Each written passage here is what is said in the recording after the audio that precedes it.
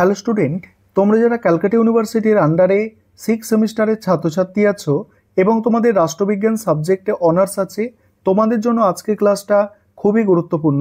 আজকে ক্লাসে তোমাদের সিসি 14 পেপার থেকে দুটি গুরুত্বপূর্ণ 10 নম্বরের প্রশ্নের উত্তর নিয়ে আলোচনা করব। প্রথম প্রশ্ন যেটা আছে দেখো, স্বাধীন ভারতে জনপ্রশাসন ব্যবস্থায় ব্রিটিশ উত্তরাধিকারের ওপর একটি টিকা লেখো। এই প্রশ্নটা একটা মোস্ট ইম্পর্টেন্ট প্রশ্ন, কারণ দেখছো এটা 2023 সালে পরীক্ষায় একবার এসে গিয়েছে, তোমাদের জন্য মোস্ট ইম্পর্টেন্ট। প্রশ্নের উত্তরটা দেখে নাও কিভাবে তোমরা গুছিয়ে লিখবে। স্বাধীন ভারতে জনপ্রশাসন ব্যবস্থার ভিত্তি ব্রিটিশ ঔপনিবেশিক শাসনের ওপর গভীরভাবে নির্ভরশীল। যদিও 1947 সালে স্বাধীনতা অর্জনের পর একটি গণতান্ত্রিক রাষ্ট্র গঠনের লক্ষ্যে প্রশাসনিক কাঠামো রূপান্তরের চেষ্টা হয়, তথাপি ব্রিটিশ আমলের বহু উপাদান অপরিবর্তিত থেকে যায়। ইন্ডিয়ান সিভিল সার্ভিস, যেটাকে আইসিএস বলা হতো, এর স্থানে কি হচ্ছে ইন্ডিয়ান অ্যাডমিনিস্ট্রেটিভ সার্ভিস মানে আইএএস গঠিত হয়। আমলাতন্ত্রের কাঠিন্য এবং ঊর্ধ্বতন কেন্দ্রীয় নিয়ন্ত্রণ বজায় থাকে।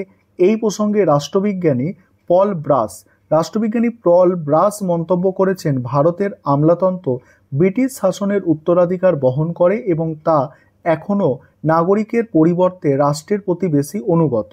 তারপরে কি বলা হচ্ছে দেখো, এছাড়া আইন শৃঙ্খলা রক্ষায় পুলিশি ব্যবস্থাও ব্রিটিশ আমলাতন্ত্রের মতোই দমনমূলক রয়ে গেছে। দমনমূলক আইন যেমন সিডিশন অ্যাক্ট বা পাবলিক সেক্টর অ্যাক্ট স্বাধীন ভারতের প্রশাসনে এখনও বিদ্যমান, যা ঔপনিবেশিক রাষ্ট্রের নিয়ন্ত্রণমূলক মনোভাবের প্রতিফলন। জেলা প্রশাসন, ভূমি রাজস্ব ব্যবস্থা, কেন্দ্র রাজ্যের সম্পর্কেও ব্রিটিশ ধাঁচের প্রভাব লক্ষণীয়। পঞ্চায়েতি রাজ বা পরিকল্পনা কমিশনের মতো নতুন প্রয়াস এলেও সেগুলির বাস্তবায়ন প্রায়শই ঔপনিবেশিক ধাঁচের প্রশাসনিক কাঠামোর মুখে পড়ে সীমাবদ্ধ হয়ে যায়। রাষ্ট্রবিজ্ঞানী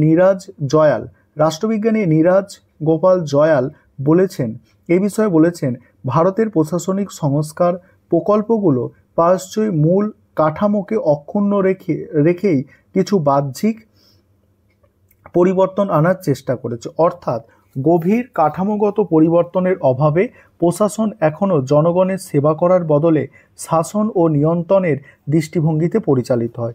সুতরাং স্বাধীন ভারতের জনপ্রশাসন ব্যবস্থার ওপর ব্রিটিশ উত্তরাধিকারের এক গভীর ছাপ রেখে গেছে, যার প্রভাবে আজও প্রশাসনিক স্বচ্ছতা, দায়বদ্ধতা ও মানবিকতা পুরোপুরি বাস্তবায়িত হয়নি। এবার কি বলা হচ্ছে দেখো, প্রধানমন্ত্রীর দপ্তরের কার্যাবলী আলোচনা করো। পরের প্রশ্ন, অর্থাৎ পিএমওর কার্যাবলী, পিএমও অর্থাৎ প্রাইম মিনিস্টার অফিস এর কার্যাবলী আলোচনা করো। এই প্রশ্নটাও 2023-এর প্রশ্ন, তোমাদের জন্য মোস্ট ইম্পর্টেন্ট একটা প্রশ্ন। এই প্রশ্নের উত্তরটা নিয়ে আলোচনা করব। তার আগে যে বিষয়টা বলার আছে, তোমাদের জন্য অনলাইন কোচিং ক্লাস চলছে, তোমরা চাইলে এখনও পেড ব্যাচে অ্যাডমিশন নিতে পারো। নিচে যে নম্বরটা আছে এই নম্বরে যোগাযোগ করে পেড ব্যাচে তোমরা অ্যাডমিশন নিতে পারো। তোমরা জানো যে তোমাদের কিন্তু ইন্টারনালের মানে পরীক্ষার ডেট কিন্তু দেয়া হয়েছে।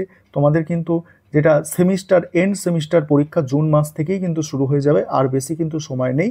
তাই তোমাদের কিন্তু এই মানে কিছুদিনের মধ্যে ভালো করে তৈরি হতে হবে, কারণ এটা তোমাদের 6 সেমিস্টার। যাই হোক, প্রশ্নের উত্তরটা তোমরা দেখে নাও। ভারতের সংসদীয় গণতন্ত্রে প্রধানমন্ত্রী দেশের কার্যকর প্রধান হিসাবে কাজ করেন এবং তার দপ্তর দেশের প্রশাসনিক কাঠামোর অন্যতম কেন্দ্রবিন্দু। প্রধানমন্ত্রীর দপ্তরের মূলত প্রধানমন্ত্রীর নীতি প্রণয়ন, বাস্তবায়ন ও প্রশাসনিক তদারকির সহায়তা করে।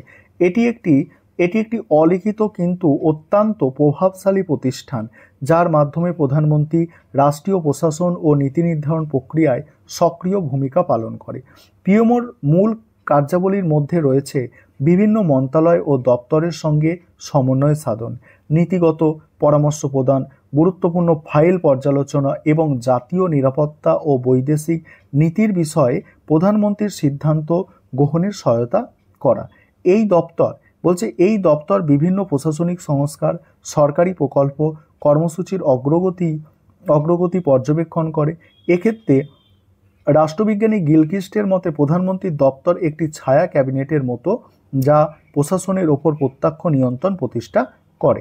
পিএমওর সচিব, উপসচিব, অর্থনৈতিক ও রাজনৈতিক উপদেষ্টা এবং মিডিয়া উপদেষ্টার দক্ষ প্রশাসনিক কর্মকর্তারা নিয়োজিত থাকে, যারা প্রধানমন্ত্রীর সঙ্গে ঘনিষ্ঠভাবে কাজ করেন।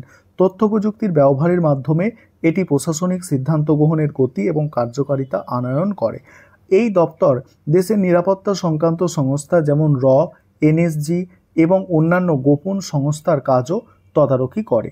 তারপরে কি বলা হচ্ছে দেখো, রাষ্ট্রবিজ্ঞানী রজনী কোঠারি মন্তব্য করেছেন, প্রধানমন্ত্রীর দপ্তর আধুনিক ভারতের নীতিগত কেন্দ্রবিন্দু, যেখানে সমস্ত সিদ্ধান্তের সূচনা ঘটে। অর্থাৎ এই দপ্তর শুধু প্রশাসনিক সমন্বয়ের ক্ষেত্রেই নয়, রাজনৈতিক নেতৃত্বের অভিমুখ নির্ধারণ করে। সার্বিকভাবে প্রধানমন্ত্রীর দপ্তর একটি অত্যন্ত গুরুত্বপূর্ণ প্রশাসনিক ও রাজনৈতিক প্রতিষ্ঠান, যা সরকারের সিদ্ধান্ত গ্রহণ প্রক্রিয়াকে কার্যকর করে এবং দেশের সর্বোচ্চ প্রশাসনিক নেতৃত্ব প্রদান করে। এই ছিল তোমাদের দুটি গুরুত্বপূর্ণ 10 নম্বরের প্রশ্নের উত্তর।